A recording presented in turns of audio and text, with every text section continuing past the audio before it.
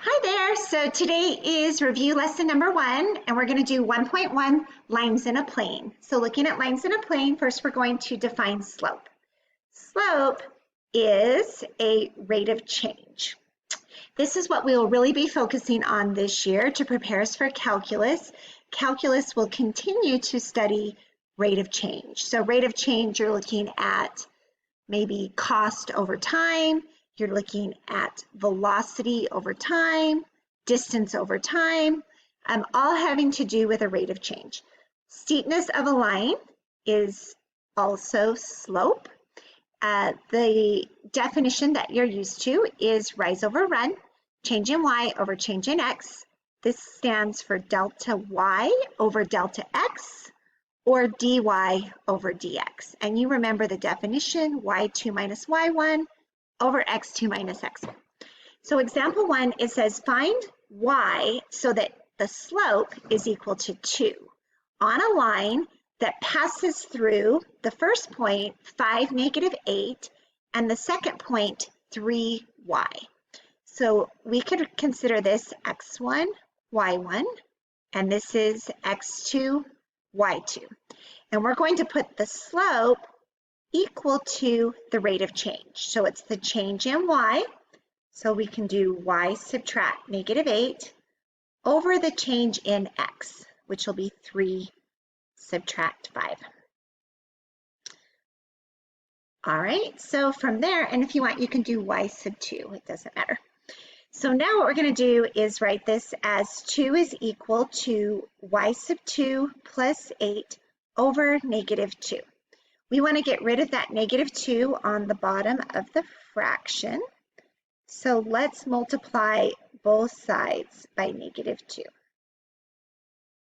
These will cancel. Negative 2 times 2 is negative 4. So negative 4 is equal to y sub 2 plus 8.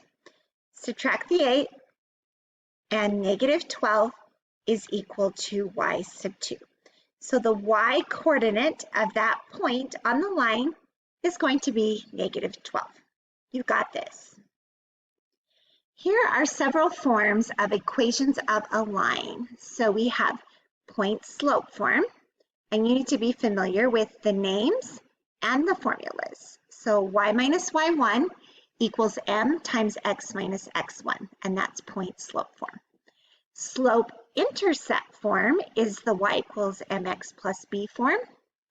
Standard form is going to be ax plus by equals c. Remembering that you don't want decimals for a, b, and c, and you want a to be positive. And the last form is general form, which is ax plus by plus c equals 0. Make sure you know the different forms, so on a test, if I ask you for point slope form, you use the proper form to get the full points. So as these are review questions, you are welcome to do these problems all on your own, and then just watch the video on the ones that you miss or ones that you need help on. So let's look at example 2. Write an equation of a line that passes through the 2 points in general form. So hopefully you remember what general form is. So general form, we're going to be looking at ax plus by plus c equals 0. Here we have x1, y1, and x2, y2. So we're going to use the slope and one of the given points to write the equation in point slope form first.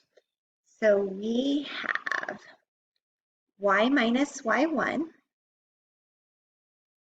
let's use 3, is equal to the slope times x minus x1, which is going to be minus a minus, which is plus 1.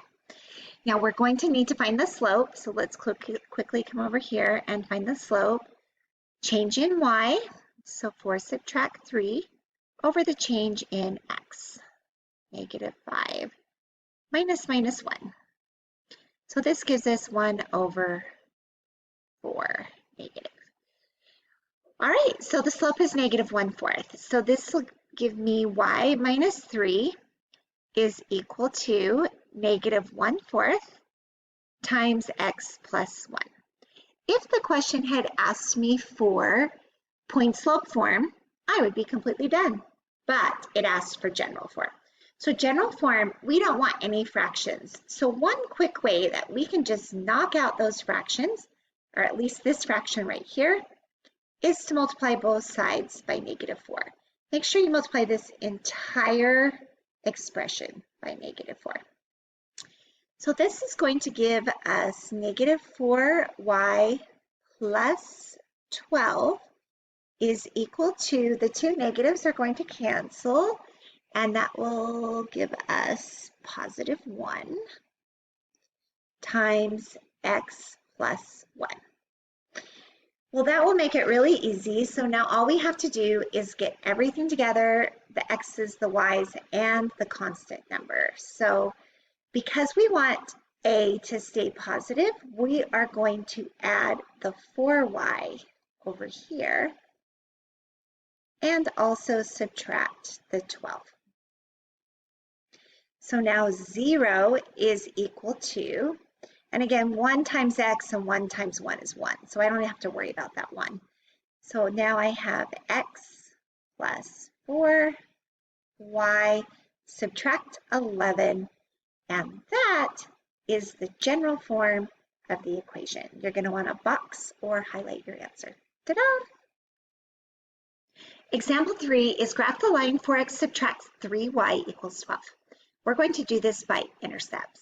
So we'll start with 4x subtract 3, and in place of y, I'm going to plug in 0. And this is going to give me the x-intercept. 4x is equal to 12, and so x is equal to 3. Therefore, x is 3 when y is 0. 0 is what I plugged in for y, and the x-intercept is right here at 3, 0. Now let's find the y-intercept. To find the y-intercept, we're going to plug in 0 for x. So 4 times 0, subtract 3y is equal to 12. Divide by negative 3, and y is equal to negative 4. The y-intercept then, when I put in 0 for x, I get negative 4 for y. 0, 1, 2, 3, 4. And then let me see if I know how to figure out how to draw a line on here. After you graph the intercepts, you graph the line. So there's my line, kind of. Anyway, you got the point. I'm learning how to do this still, but I would think I need arrows on my line. Okay, so there's example number 3. Just a reminder, the slope of a horizontal line is always 0. I think of cross-country skiing, you're going on no slope and you're just pushing straight across. The slope of a vertical line is impossible, which is undefined. I always think of a skier on a cliff. So here's my dude right here. Oh, come on, dude. And this guy is skiing, but he can't ski a cliff, so he would crash. That is impossible. So slope of a vertical line, here's vertical, is undefined. Write an equation of a line that passes through these 2 points. Well, on the coordinate plane, if I were to go right 2 and up 4, and right 2 and up 1, you can see those 2 points are on a vertical line. And a vertical line has a slope of undefined.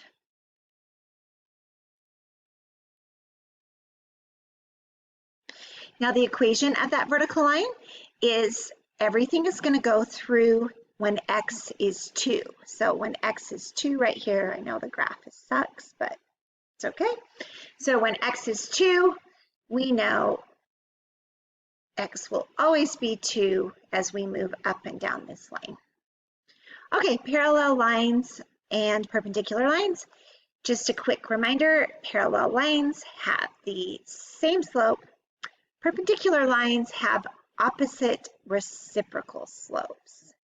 So quick 2 examples on that. If the lines are parallel, so you've got a parallel slope, it would be something like y equals 2x plus 5 and y equals 2x minus 3. And you can see here that the slopes are exactly the same. If we are looking at perpendicular lines, just a quick reminder, perpendicular lines, which is this upside down T, we'll be looking at something like y equals 2x plus 5 and y equals, you take the slope, you change the sign, so it's negative, and then you also take the reciprocal, so negative 1/2 x minus 3. So that's parallel and perpendicular. Example 5 says, write an equation of a line that's parallel and perpendicular to 4x plus 3y equals 24. Sorry, you can't see that, so I'll erase this so you can see the problem. That passes through this point. So what we're going to do is, the first thing we want to do is figure out what the slope is. So let's put this equation in slope-intercept form. 3y is equal to negative 4x plus 24. And then we want it in y equals mx plus b form. So y is equal to negative 4/3 x plus 8. So you can see that our slope is going to be negative 4/3. Now, if we're parallel, it's the same slope, negative 4/3. But if we are perpendicular, we will flip this and we will also change the sign. So it's opposite sign and then the reciprocal.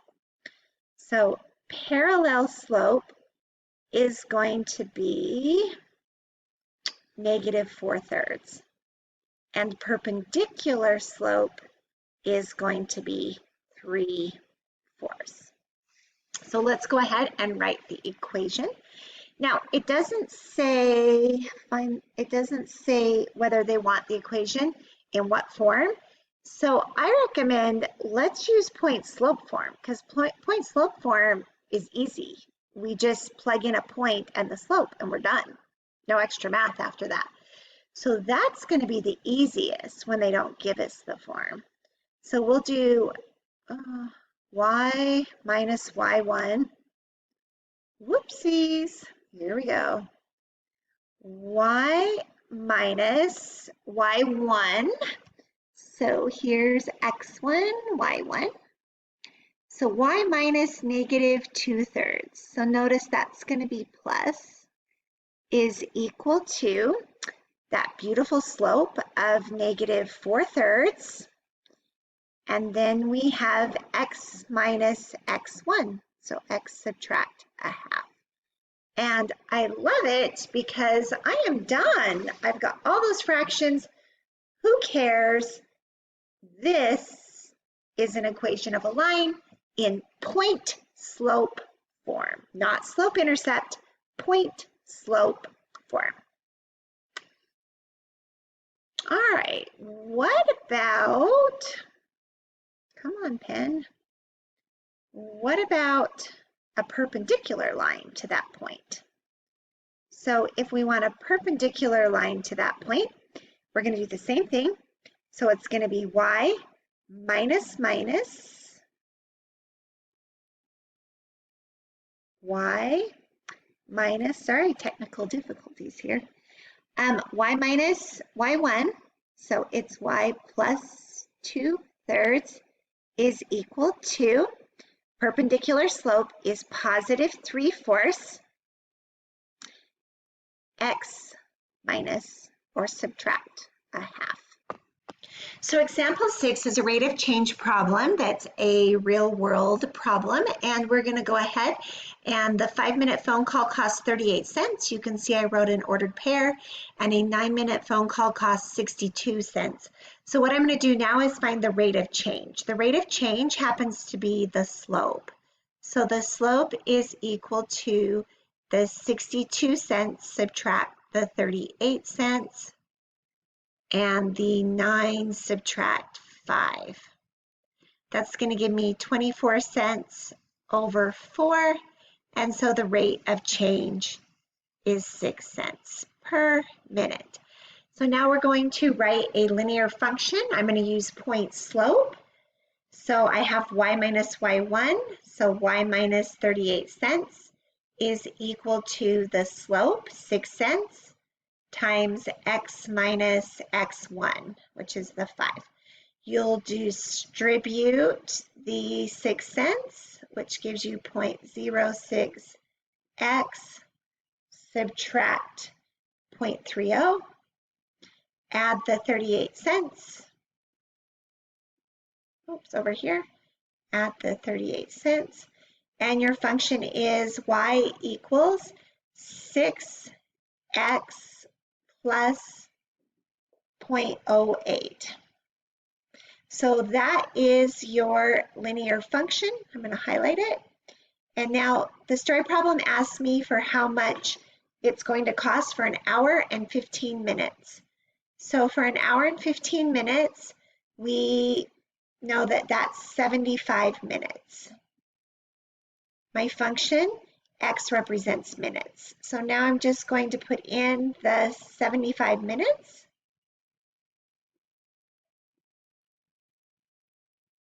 And the total cost of the cell phone bill is $4.58. Okay, I hope that helped. Don't forget to answer the reflection question. Explain why the slope of a horizontal line is 0, cross-country skiing, and the slope of a vertical line is undefined, graphically, and also explain why using the definition of slope, y2 minus y1 over x2 minus x1. So please answer that question, and we will see you next time.